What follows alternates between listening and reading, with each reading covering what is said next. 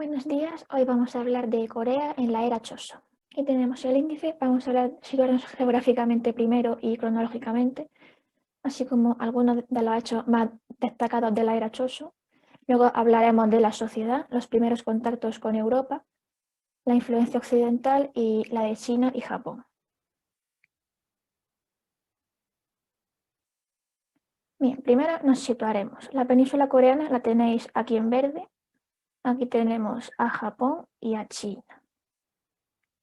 Y aquí, más ampliado, tenéis un mapa de la península coreana con las 8 provincias en las que se dividía en la era Choso.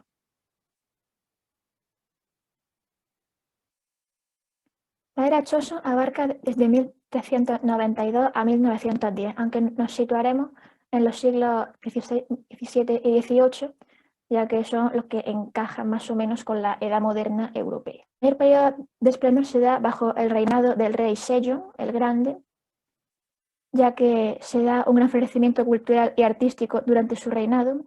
La porcelana coreana influencia mucho a la japonesa. Se crea el Hangul, que es el alfabeto coreano, que aquí os he dejado todas las consonantes y vocales, ya que antes se usaban los caracteres chinos, pero usando el carácter que el sonido fuera más parecido al coreano.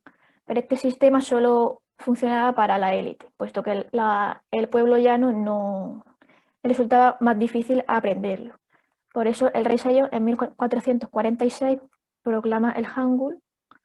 El Hangul se basa en un sistema de vocales y consonantes que se combinan para formar sílabas y palabras, más o menos como el alfabeto latino.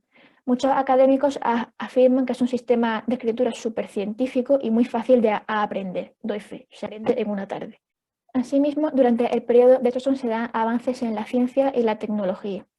Se hacen recopilaciones de recetas médicas, cartográficas, se desarrollan nuevos tipos metálicos para la imprenta, lo que aumenta la difusión literaria. Asimismo, se desarrolla el primer pluviómetro. Os lo he dejado aquí. Se desarrolla, creo que eran unos 50 años antes que en Europa, y lleva los caracteres Che y Chi, que sería como base para la medición de la lluvia. Pasando al apartado de sociedad, tenemos que pensar que en la era Joseon se basaba en un sistema político basado en principios confucianos.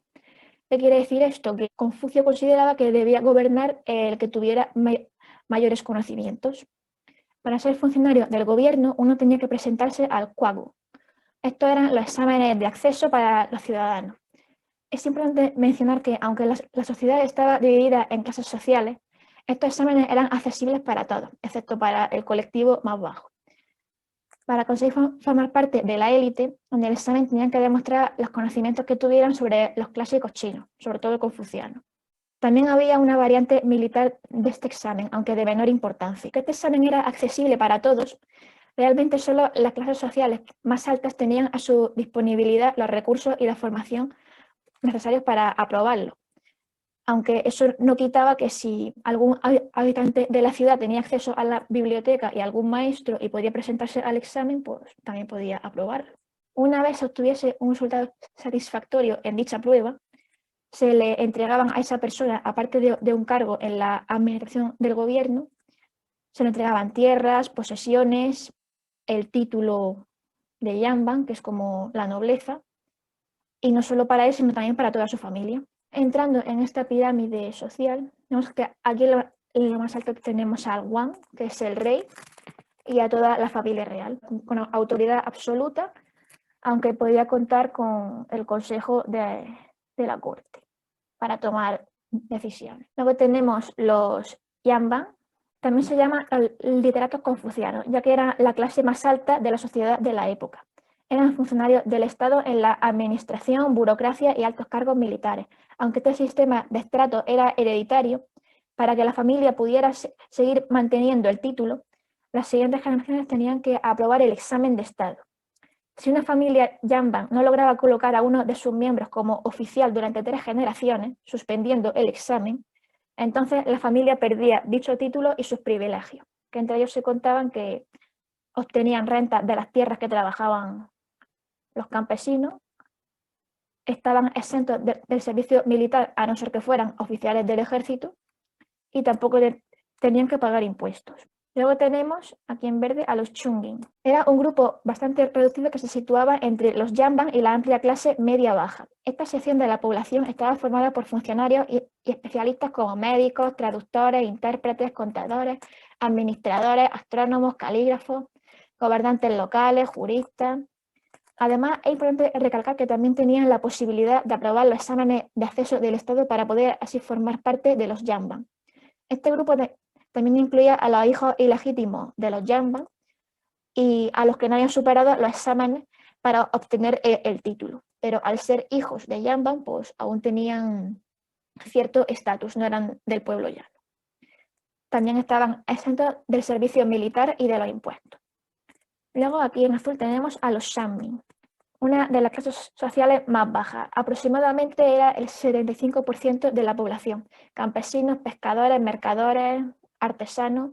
Tenían que prestar servicio militar obligatorio y pagar impuestos al Estado, que en algunas ocasiones podían suponer hasta el 50% de su ingreso. Y además algunos tenían la obligación de trabajar las tierras de los Jamban. Al final de la pirámide tenemos al colectivo Chomin. Eran ya el último rango social y realizaban los trabajos que se consideraban impuros, como el de carnicero, porque según los budistas el consumo de carne y el sacrificio de animales no estaban bien vistos. También tenemos los chamanes y los budistas, porque el confucianismo había denigrado a estas dos religiones hasta lo más bajo. También tenemos las kisen, que es algo así como las geishas japonesas, son mujeres artistas que algunas, no todas, se dedicaban también a la prostitución, aunque esa imagen negativa ya iba para todo el colectivo. También tenemos los artistas, cazadores. También tenemos los pekchon, que son los nómadas o intocables. No se les permitía vivir en el interior de las ciudades, ni siquiera estaban incluidos en el registro civil ni tenían derechos civiles, aunque no pagaban impuestos ni participaban en el ejército. Además, dentro de esta categoría también se incluyen los nobi, que son los esclavos, tratados como meros objetos. Podían ser esclavos por deudas, por nacimiento, como castigo por crímenes. Algunos hasta lo hacían voluntariamente para conseguir dinero. No podían tomar parte en los exámenes, ninguno del colectivo Chomin, y no tenían tampoco nombre de familia, no tenía apellido, era nada más que su nombre. Aunque tampoco tenían que prestar servicio militar ni pagar impuestos, que no se consideraban yanmi, o sea, ciudadanos. Pasamos a los primeros contactos en el siglo XVI. Cabe destacar, como ya he mencionado antes, que el confucianismo reprime el budismo y el chamanismo coreanos. Luego tenemos la llegada de Gregorio de Céspedes, el primer occidental en Corea, que es un sacerdote jesuita y español. Desembarca en 1593 en Corea para atender a los soldados cristianos que luchaban en el ejército invasor del daimyo japonés Toyotomi Hideyoshi en el contexto de las invasiones japonesas a Corea. 4 cartas que escribió entonces son el primer testimonio escrito de la presencia occidental en Corea. Además que son el primer testimonio de la invasión japonesa vista por un occidental. En ella relata la invasión japonesa, las negociaciones de paz, la falta de provisiones de las tropas japonesas, etc.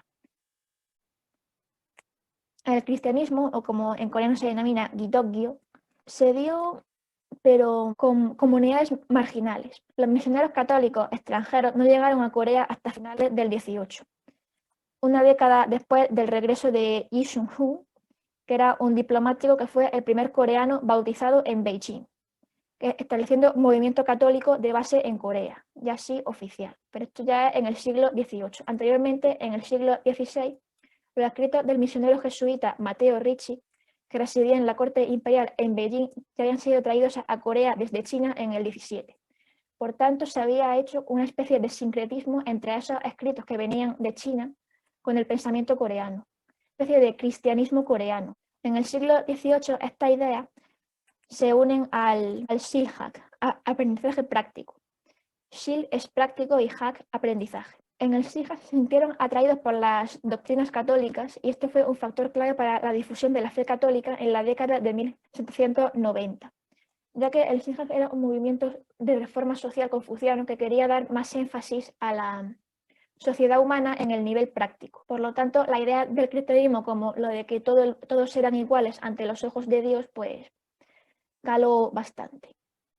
La penetración de las ideas occidentales y el cristianismo en Corea se hizo conocida como Sohak, aprendizaje occidental, aunque era visto más como una filosofía y no como una religión. En particular, en su etapa inicial hubo muchos mártires. Incremento del uso del Hangul. El Hangul, aunque se creó, como ya hemos dicho, en el siglo XV, fue poco utilizado durante varios siglos debido a la superioridad cultural percibida del chino clásico.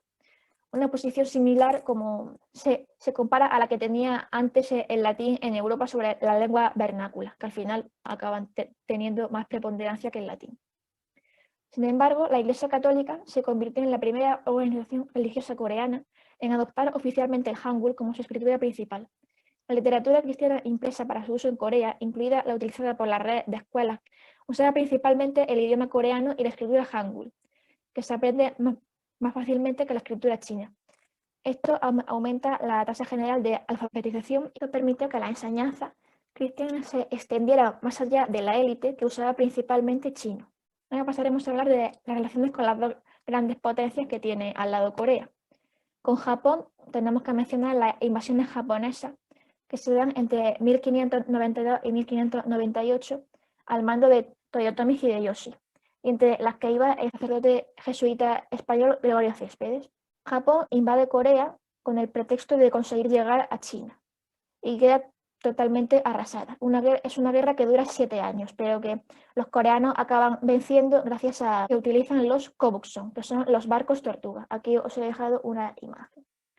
Porque tienen una cubierta que además contaba con potencia de artillería y propulsión a vela y a remo. Tras la muerte de Hideyoshi, los japoneses se retiran de Corea y la guerra se termina en 1598.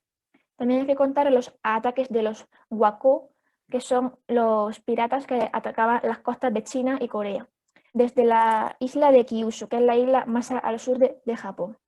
Originalmente eran ronin, samuráis sin señor, comerciantes o contrabandistas japoneses, aunque más tarde la práctica de la piratería se también a China.